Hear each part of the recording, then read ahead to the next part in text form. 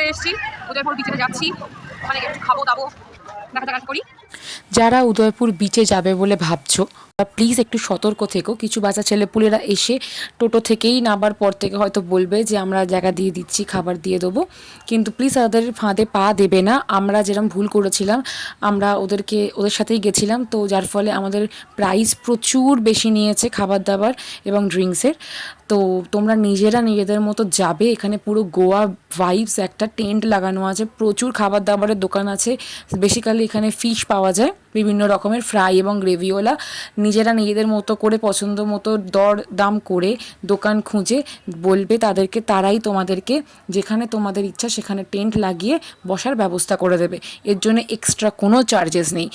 আমরা নিয়েছিলাম prawn and tuna fish with gravy and নিয়েছিলাম মশালা পমফ্রেট ফ্রাই। তো আমি এখন উদয়পুর বিচে, দেখতে পাচ্ছ একদম সমুদ্রের মধ্যে। এখানে আমরা বসবো, এখানে আমরা খাবো। এই যে এই ভাই আমাদের থেকে দাম অনেক বেশি দিচ্ছে।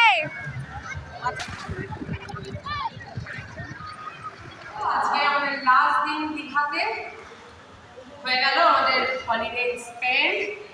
তো আমার ভিডিও যদি ভালো লেগে থাকে please do subscribe, like and share my channel. By.